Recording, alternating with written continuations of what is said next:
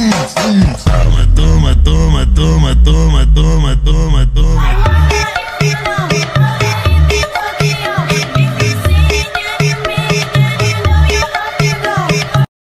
Oh my god. Wow. Halo, selamat siang teman-teman. Perkenalkan, nama saya Nika Agil, NIM 2320260002, Prodi S1 Manajemen, Fakultas Ekonomi dan Bisnis. Hari ini saya akan mempresentasikan hasil penelitian saya yang berjudul pengaruh kualitas produk, harga, dan citra merek terhadap keputusan pembelian sepatu Aerostreet. Oh iya, tugas ini untuk memenuhi tugas UAS akhir, latar belakang penelitian dan alasan melakukan penelitian. Seperti yang kita tahu ya teman-teman, banyak sepatu brand lokal yang sudah berkembang seperti Ventela, Brodo, termasuk Aerostreet. Sekarang tidak hanya mau sepatu cuma buat style aja kan, tetapi juga faktor psikologis dan sosial. Itu kini juga berfungsi sebagai produk fashion untuk mencerminkan ekspresi diri dan identitas merek. Ini juga didukung oleh pemerintah mengharapkan industri sepatu menciptakan merek lokal yang mampu bersaing secara global. Saya akan menjelaskan alasan kenapa memilih penelitian yang tentang Aerostreet. Yang pertama, karena mendukung lokal brand, yaitu yang berasal dari Klaten. Yang unik karena dengan strategi pembedanya yaitu sering kolaborasi dengan berbagai macam brand lain di produk sepatunya. Contoh, lalu jika ingin tahu faktor penentu pembelian, peningkatan kualitas produk yang tentunya menurut pelanggan seperti kenyamanan, daya tahan, desain, fungsional, harga yang kompetitif dengan tahu apakah konsumen bersedia membayar lebih atau memilih harga yang lebih rendah. Selanjutnya ada kompetisi pasar, pengembangan produk, promosi dan produksi. Yang terakhir, kepuasan pelanggan, loyalitas. Selanjutnya saya akan membahas tentang profil Aerostreet secara singkat, yaitu merek sepatu lokal Indonesia yang berdiri sejak 2015 berbasis di Klaten, Jawa Tengah dengan slogan Now Everyone Can Buy Good Shoes, yaitu fokusnya pada sepatu yang berkualitas dengan harga yang terjangkau, lalu populer di kalangan muda terutama pelajar dan mahasiswa. Produk Aerostreet mempunyai strategi harga seragam sebagai inovasi dalam penetapan harga, menawarkan harga terjangkau untuk berbagai lapisan masyarakat. Ada juga faktor-faktor yang mempengaruhi keputusan pembelian seperti kualitas produk, maksudnya seperti konsistensi dan kesesuaian dengan ekspektasi konsumen. Yang kedua, harga, yaitu pertimbangan nilai produk dibandingkan dengan harga. Selanjutnya ada citra merek, kepercayaan dan daya tarik dari citra merek yang kuat dan positif, serta ada promosi, pengembangan bisnis melalui promosi yang efektif. Yang kedua, di sini saya akan menjelaskan metode penelitian. Kuesioner ini terdiri dari data responden, nama, umur, pengeluaran dalam sebulan, sumber mengenal Aerostreet. Ada juga pertanyaan yang wajib diisi dengan pilihan jawaban 1-7 dengan keterangan. Waktu penyebaran kuesioner kurang lebih 1 minggu, dari tanggal 15 Mei sampai 20 Mei.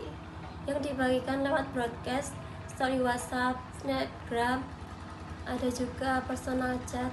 Didapatlah sekitar 40 responden dari hasil kuesioner. Di sini juga terdapat 4 variabel yang terdiri dari 3 variabel bebas dan 1 variabel terikat. Yang pertama, saya menjelaskan variabel kualitas produk yang berisi pertanyaan tentang desain, daya tahan, kenyamanan, fungsionalitas, bahan, dan kepuasan pengguna. Selanjutnya, variabel harga yang berisi tentang keterjangkauan, kesesuaian harga dengan kualitas, nilai untuk uang, perbandingan harga dengan merek lain, dan kepuasan harga. Variabel citra merek seperti terdiri pengakuan merek, reputasi merek, citra positif, keunikan merek, kredibilitas merek, dan kepercayaan terhadap merek.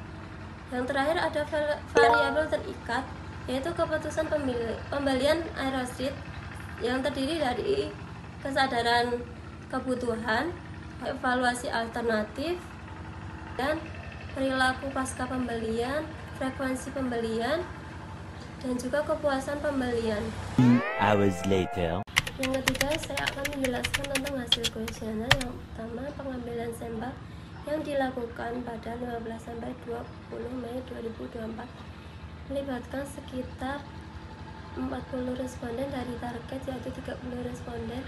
Responden dipilih melalui broadcast pesan pribadi, story WhatsApp, dan story Instagram. Target responden adalah orang-orang di sekitar kampus yang pernah membeli sepatu Aeroslip. Selanjutnya ada tantangan dan keberhasilan. Tidak semua orang memenuhi kriteria penelitian. Beberapa responden lebih menyukai produk yang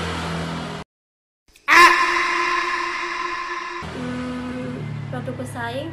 Ada juga target responden berhasil dipenuhi meskipun ada tantangan.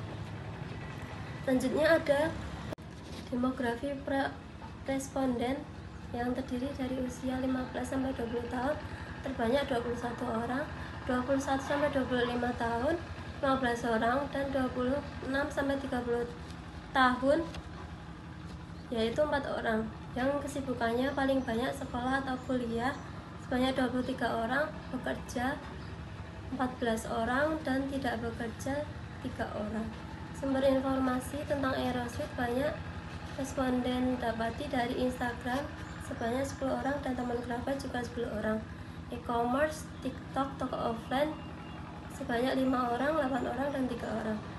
Ada pengeluaran bulanan dalam sebulan dari responden 1 sampai 2 juta rupiah mendapat 62,5%, kurang dari 1 juta ada 35%, dan lebih dari 3 juta rupiah ada 2,5%.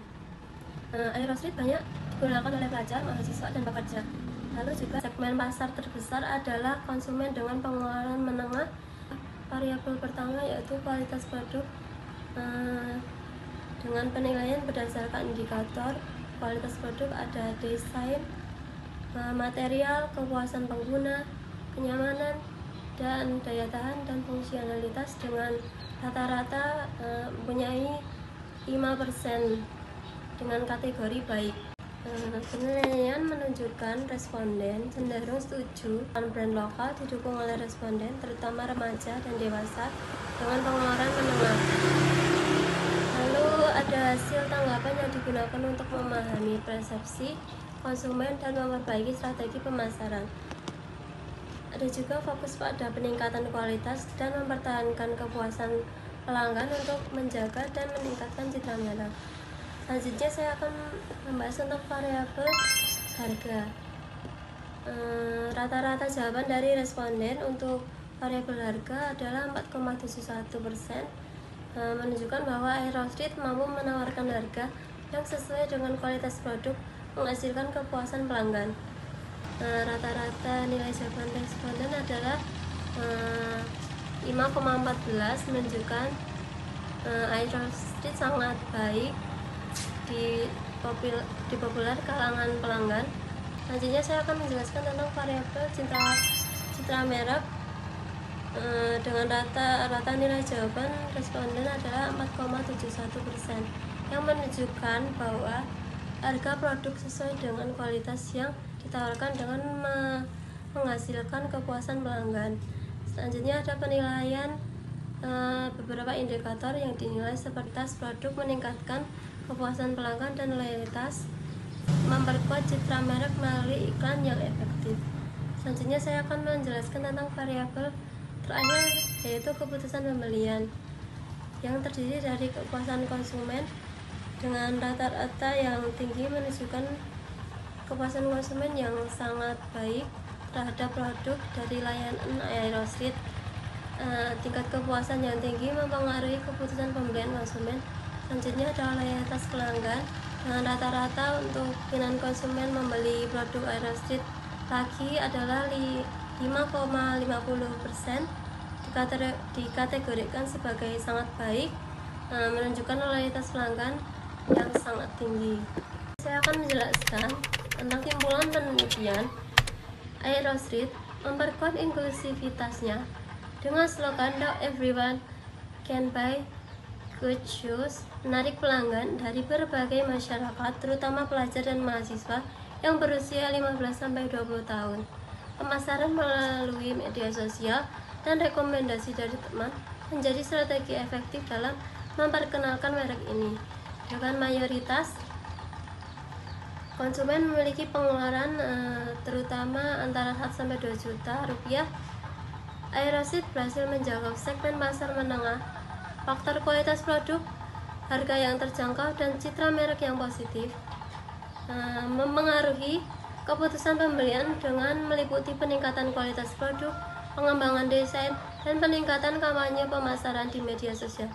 Dengan mengambil langkah ini, Aeroseed dapat terus mempertahankan posisinya di pasar sepatu.